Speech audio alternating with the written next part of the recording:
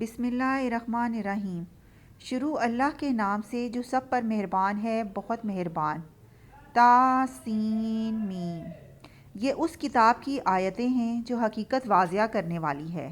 ہم ایمان والے لوگوں کے فائدے کے لیے تمہیں موسیٰ اور فرعون کے کچھ حالات ٹھیک ٹھیک پڑھ کر سناتے ہیں۔ واقعہ یہ ہے کہ فرعون نے زمین میں سرکشی اختیار کر رکھی تھی اور اس نے وہاں کے باشندوں کو الگ الگ گروہوں میں تقسیم کر دیا تھا، جن میں سے ایک گروہ کو اس نے اتنا دبا کر رکھا ہوا تھا کہ ان کے بیٹوں کو ذبح کر دیتا اور ان کی عورتوں کو زندہ چھوڑ دیتا تھا۔ حقیقت یہ ہے کہ وہ ان لوگوں میں سے تھا جو فساد پھیلایا کرتے تھے،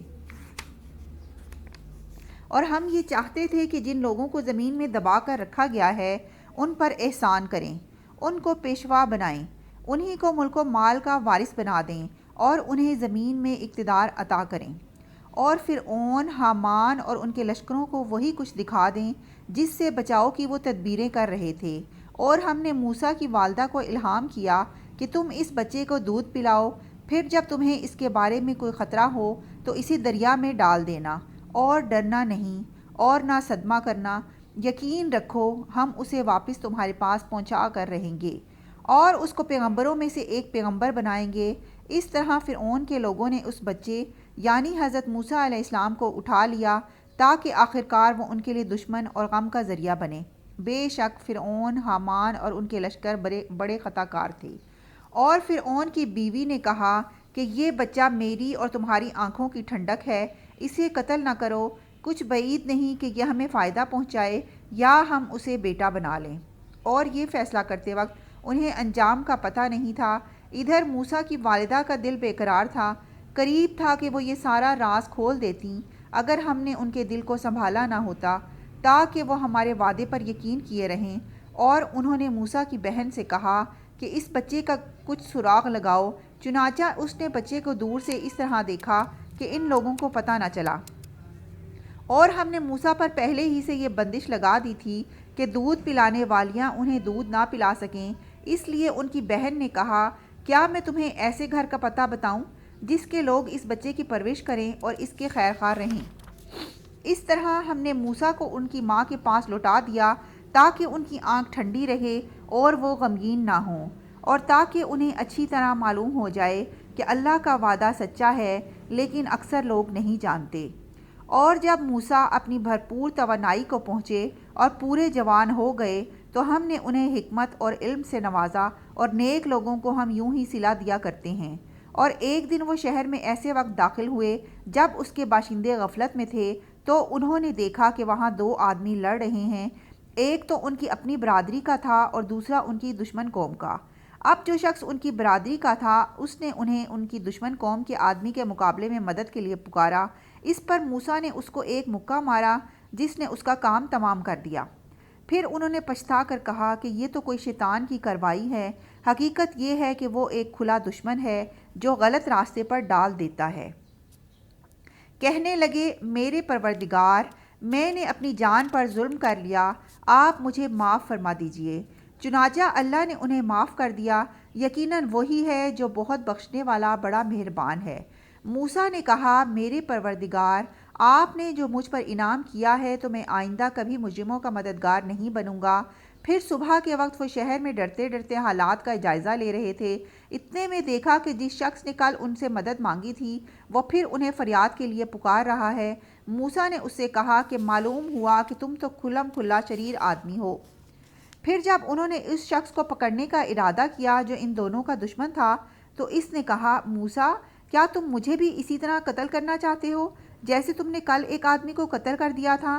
تمہارا مقصد اس کے سوا کچھ نہیں کہ تم زمین میں اپنی زبردستی جماؤ، اور تم مسلح بننا نہیں چاہتے۔ اور اس کے بعد یہ ہوا کہ شہر کے بالکل دور دراز علاقے سے ایک شخص دوڑتا ہوا آیا۔ اس نے کہا کہ موسیٰ، سردار لوگ تمہارے بارے میں مشورہ کر رہے ہیں کہ تمہیں قتل کر ڈالیں، اس لیے تم یہاں سے نکل جاؤ، یقین رکھو کہ میں تمہارے خیر خواہوں میں سے ہوں۔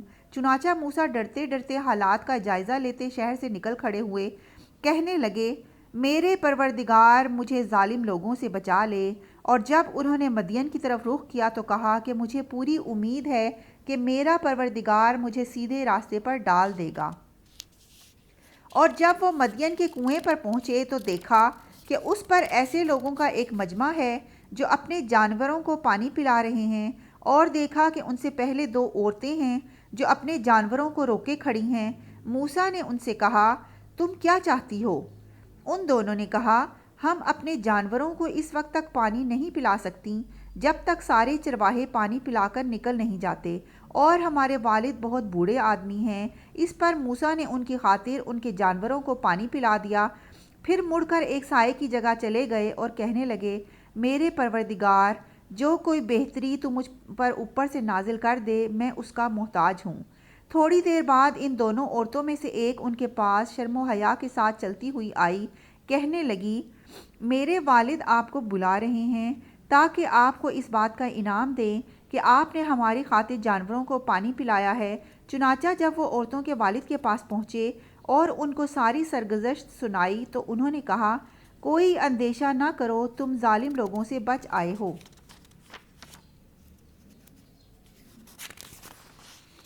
ان دونوں عورتوں میں سے ایک نے کہا، ابا جان، آپ ان کو اجرت پر کوئی کام دے دیجئے۔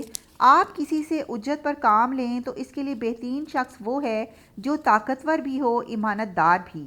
ان کے باپ نے کہا، میں چاہتا ہوں کہ اپنی ان دو لڑکیوں میں سے ایک سے تمہارا نکاح کر دوں، بشرطے کہ تم 8 سال تک اجرت پر میرے پاس کام کرو، پھر اگر تم 10 سال پورے کر دو تو یہ تمہارا اپنا فیصلہ ہوگا، اور میرا کوئی ارادہ نہیں ہے کہ تم پر مشقت ڈالوں۔ انشاءاللہ تم مجھے ان لوگوں میں سے پاؤ گے جو بھلائی کا معاملہ کرتے ہیں۔ موسیٰ نے کہا، یہ بات میرے اور آپ کے درمیان طے ہو گئی ہے، دونوں مدتوں میں سے جو بھی میں پوری کر دوں تو مجھ پر کوئی زیادتی نہیں ہوگی، اور جو بات ہم کر رہے ہیں اللہ اس کا رکھوالا ہے۔ پھر جب موسیٰ نے وہ مدت پوری کر لی اور اپنی اہلیہ کو لے کر چلے تو انہوں نے کوہ طور کی طرف سے ایک آگ دیکھی۔ انہوں نے اپنے گھر والوں سے کہا، ٹھہرو، میں نے ایک آگ دیکھی ہے، شاید میں وہاں سے تمہارے پاس کوئی خبر لے آؤں یا آگ کا کوئی انگارہ اٹھا لاؤں تاکہ تم گرمائی حاصل کر سکو۔ چنانچہ جب وہ اس آگ کے پاس پہنچے تو دائیں وادی کے کنارے پر جو برکت والے علاقے میں واقع تھی، ایک درخت سے آواز آئی کہ اے موسیٰ، میں ہی اللہ ہوں، تمام جہانوں کا پروردگار، اور یہ کہ اپنی لاٹھی نیچے ڈال دو۔ پھر ہوا یہ کہ جب انہوں نے اس لاٹھی کو دیکھا کہ وہ اس طرح حرکت کر رہی ہے جیسے وہ سانپ ہو تو وہ پیٹھ پھیر کر بھاگے اور مڑ کر بھی نہ دیکھا۔ ان سے کہا گیا، موسیٰ، سامنے آؤ اور ڈرو نہیں، تم بالکل محفوظ ہو۔ اپنا ہاتھ اپنے گریبان میں ڈالو، وہ کسی بیماری کے بغیر چمکتا ہوا نکلے گا، اور ڈر دور کرنے کے لیے اپنا بازو اپنے جسم سے لپٹا لینا۔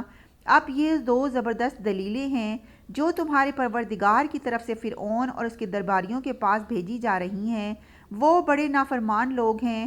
موسیٰ نے کہا، میرے پروردگار، میں نے ان کا ایک آدمی قتل کر دیا تھا، اس لیے مجھے ڈر ہے کہ وہ مجھے قتل نہ کر دیں، اور میرے بھائی ہارون کی زبان مجھ سے زیادہ صاف ہے، اس لیے ان کو بھی میرے ساتھ مددگار بنا کر بھیج دیجئے کہ وہ میری تائید کریں۔ مجھے اندیشہ ہے کہ وہ لوگ مجھے جھٹلائیں گے۔ ارشاد ہوا، ہم تمہارے بھائی کے ذریعے تمہارے ہاتھ مضبوط کیے دیتے ہیں اور تم دونوں کو ایسا دبدبہ عطا کر دیتے ہیں کہ ان کو ہماری نشانیوں کی برکت سے تم پر دسترس حاصل نہیں ہوگی، تم اور تمہارے پیروکار ہی غالب رہو گے۔ چنانچہ جب موسیٰ ان کے پاس ہماری کھلی ہوئی نشانیاں لے کر پہنچے تو انہوں نے کہا، یہ کچھ نہیں، بس بناوٹی جادو ہے، اور ہم نے یہ بات اپنے پچھلے باپ دادوں میں نہیں سنی۔ اور موسیٰ نے کہا، میرا پروردگار خوب جانتا ہے کہ کون اس کے پاس سے ہدایت لے کر آیا ہے، اور آخر کار بہترین ٹھکانہ کس کے ہاتھ آئے گا۔ یہ یقینی بات ہے کہ ظالم لوگ فلاح نہیں پائیں گے۔ اور فرعون بولا، اے دربار والو، میں تو اپنے سوا تمہارے کسی اور خدا سے واقف نہیں ہوں۔ حامان، تم ایسا کرو کہ میرے لیے گارے کو آگ دے کر پکواؤ اور میرے لیے ایک اونچی عمارت بناؤ تاکہ میں اس پر سے موسیٰ کے خدا کو جھانک کر دیکھوں، اور میں تو پورے یقین کے ساتھ یہ سمجھتا ہوں کہ یہ شخص جھوٹا ہے۔ غرض یہ کہ اس نے اور اس کے لشکروں نے زمین میں ناحق گھمنڈ کیا اور یہ سمجھ بیٹھے کہ انہیں ہمارے پاس واپس نہیں لایا جائے گا، اس لیے ہم نے اس کو اور اس کے لشکروں کو پکڑ میں لے کر سمندر میں پھینک دیا۔ اب دیکھ لو کہ ظالموں کا انجام کیسا ہوا۔ ہم نے انہیں قائد بنایا تھا جو لوگوں